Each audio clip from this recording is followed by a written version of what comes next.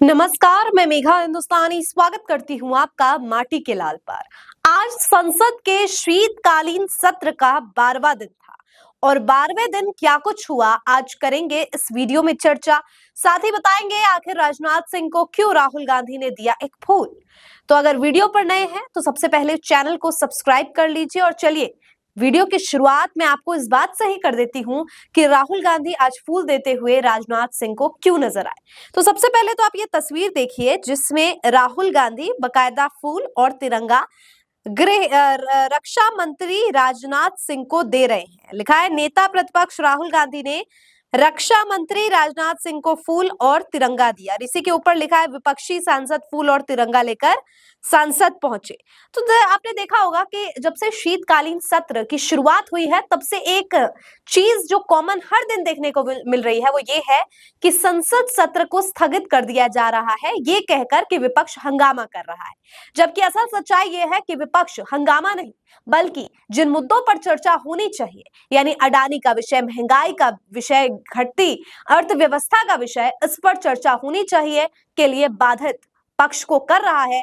और यही कारण है कि भारतीय जनता पार्टी इन मुद्दों से भटकाना देश को चाहती है और विपक्ष पर पूरा का पूरा इल्जाम थोप देती है। राहुल गांधी अपनी बहन और वायनाड से नई सांसद प्रियंका गांधी के साथ काफी एक्टिव मोड में नजर आ रहे हैं। कभी अडानी और मोदी की मित्रता में की जो असल सच्चाई है वो जनता तक पहुंचाने के लिए अपने स्टिकर्स का इस्तेमाल कर रहे हैं अपने टी शर्ट्स के पीछे, तो कभी अडानी और मोदी का के नाट्य रूपांतरण करते हुए संसद के बाहर नजर आते हैं, तो कभी रिपोर्टर के अंदाज में नजर आते हैं, तो कभी रिकॉर्डिंग करते हुए अपनी बहन का नजर आते हैं। मतलब अलग अलग तरीके से राहुल गांधी अपनी उपस्थिति दर्ज करा रहे हैं। और आज भी यही हुआ कि समूचा विपक्ष कांग्रेस खासतौर पर और उनके बहुत से नेता ने तिरंगों के साथ, फूलों के साथ जो है शांति का, चैन का, अमन चैन का संदेश देने का काम किया है। अब सबसे दिलचस्प दोस्तों ये है कि आज क्या कुछ रहा। किरण रिजिजू एक तरफ कह रहे हैं कि टीएमसी और बहुत से नेता उनसे मिले हैं, लेकिन केवल राहुल गांधी संसद सत्र नहीं चलने देना चाह रहे हैं।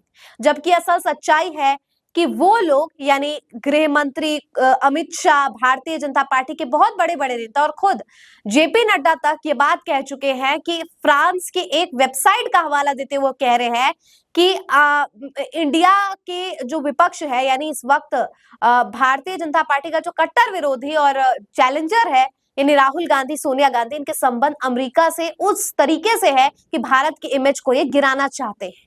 क्या कहा है आज जेपी नड्डा ने इस के पूरे मामले पर, देखिए लिखा है संवैधानिक पदों हमारे चेयर पर जिस तरह का आक्षेप कांग्रेस ने लगाया है यह निंदनीय है।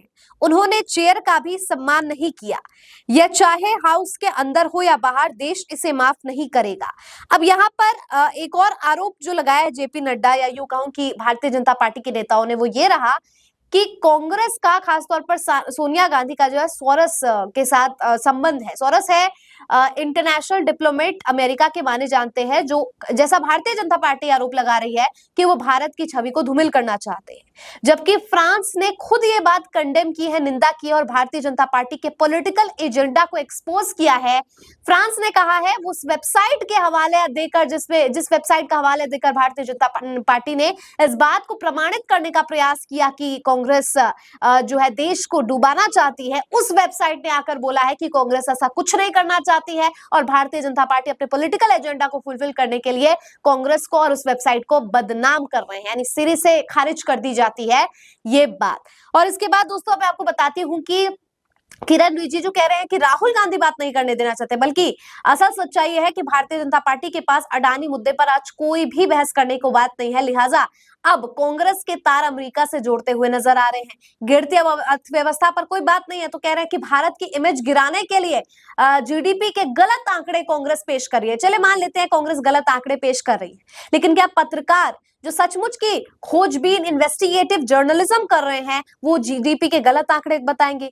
क्या जो इकोनॉमिस्ट है वो उन्हें तो राजनीति से कुछ लेना देना भी नहीं है खासा, बीजेपी कांग्रेस से उनका क्या ही बैर और क्या ही प्रेम। वो बता रहे हैं कि इस वक्त जीडीपी का बुरा हाल है, तो ऐसे में आप सबको राजनीतिकरण के लिए तो कह देते हैं, लेकिन वो इकोनॉमिस्ट का क्या लेना देना है, वो इंडिया की छवि क्यों बिगाड़ेगा। और बताइए क्या अगर इंडिया में कुछ गलत हो रहा है तो उसे बताना क्या इंडिया की इमेज खराब करना हो गया? या सचमुच गलत चीजों को गलत बोलना दिलेरी का काम होता है? प्रियंका गांधी इन सबको लेकर क्या कह रही है, देखिए प्रियंका गांधी कांग्रेस सांसद, मैं तो संसद में नहीं हूं लेकिन बीते 10 दिन में प्रधानमंत्री सदन में आई ही नहीं है। हम अडानी का मुद्दा क्यों ना उठाए? आप यूपी के गांव में जाकर देखिए लोगों के कितने के बिल आ रहे हैं, बिजली के बिल कितने आ रहे हैं, ताकि ये लोग अडानी के पैसे बनाए। आखिर अमेरिका में अडानी पर केस क्यों हुआ है? मतलब अमेरिका में अडानी पर केस हुआ है तो भारतीय जनता पार्टी उस पर जवाब नहीं दे पा रही है, तो अमेरिका से कांग्रेस की तार जोड़ रही है। मतलब ये बहुत सही हुआ, आपको कोई चोर कह दे तो आप उल्टा चोर कह दो, स्टूपिड यू स्टूपिड, चोर यू चोर, ये वाली चीज दिख रही है कि अमेरिका से तुम्हारे कनेक्शन नहीं, अमेरिका से तुम्हारे कनेक्शन। मतलब ये क्या बचपना और बना रखा है पूरे के पूरे संसद को, टैक्स पेयर्स के पैसे की बर्बादी हो रही है, इतनी महत्वपूर्ण समय जो है बर्बाद हो रहा है, लेकिन किसी को कुछ पड़ा ही नहीं है, सबको तो बस अपने जेब भरने के तक ही है। तो ये तो स्थिति हो रखी है। संसद में सबसे दिलचस्प जो आज रहा वो ये है कि अविश्वास प्रस्ताव जो है जगदीप धनखड़ के खिलाफ लाया जाएगा, क्योंकि राज्यसभा के सांसद, राज्यसभा के जो स्पीकर साहब है वो काफी पक्षपात करके निर्णय ले रहे हैं, वो किसी को भी न्याय दिलाने का काम नहीं कर रहे हैं। और कांग्रेस ये आरोप लगा रही है, दिग्विजय सिंह बड़े नेता कह रहे हैं कि आज तक की हिस्ट्री में राज्यसभा के स्पीकर सबसे ज्यादा पक्षपात करने वाले स्पीकर्स में उनका नाम लिखा जाएगा, और यही कारण है कि उनके खिलाफ जो है अविश्वास प्रस्ताव लाया जाएगा। और ये केवल राज्यसभा का हाल नहीं है, ओम बिरला यानी लोकसभा के स्पीकर भी कुछ इसी अंदाज में नजर आ रहे हैं। और लोकसभा के स्पीकर का तो मैंने आपको एक खबर बताई थी कि ओम बिरला कहते हैं कि चलो कार्रवाई शुरू, कार्रवाई खत्म। क्यों? क्योंकि संविधान जिंदाबाद कह दिया था और इनको संविधान जिंदाबाद इनको संविधान की जिंदाबादगी पसंद नहीं आई, इन्हें विपक्ष का हंगामा लगा संविधान जिंदाबाद कहना, और उससे 1 मिनट पहले जय हिंद जय श्री राम के नारे लग रहे थे, तो वो संसद में अलाउड है। मतलब ये आप समझ रहे हैं कितना पक्षपात वाले स्पीकर ये लोग हैं। तो ये पूरा का पूरा संसद में कार्रवाई रही है, और अब राहुल गांधी ने भी कह दिया है कि वो लगातार अडानी के मुद्दों पर बात करेंगे। लेकिन एक जो गौर करने वाली चीज है दोस्तों वो ये है कि अखिलेश यादव यानी समाजवादी पार्टी ने अपने आप को अडानी के मुद्दों से अलग कर लिया है और कहा है कि हम तमाम मुद्दों पर बात करेंगे, लेकिन अडानी मुद्दे की वजह से हम संसद सत्र ठप नहीं करेंगे। तो सवाल यहाँ पर ये भी निकल कर आ रहे हैं कि इंडिया अलायंस में दरार पड़ गई है। देखिए ऐसा कुछ भी नहीं है। अलायंस मतलब ये नहीं होता है जो मेरी सोच है वही मेरी पार्टी अलग, जो मेरी गठबंधन साथी का भी वही सोच होगा। एनडीए के अलायंस में देखिए वक्फ संशोधन बिल को लेकर भाजपा का क्या पेच है, भाजपा का क्या वो है पॉइंट ऑफ व्यू है, लेकिन वही चिराग पासवान और नीतीश कुमार बिल्कुल विपरीत सोचते हैं, लेकिन फिर भी वो सब साथ में है ना। तो बस अलायंस यही होता है, भले ही समाजवादी पार्टी अलग सोचती हो लेकिन अभी भी वो इंडिया गठबंधन का मजबूती से हिस्सा है, लेकिन और अलायंस कहीं भी टूटा नहीं है। तो अगर इस तरह की अफवाहें आप सुनते हैं तो नजरअंदाज कर दीजिए, फेक न्यूज है।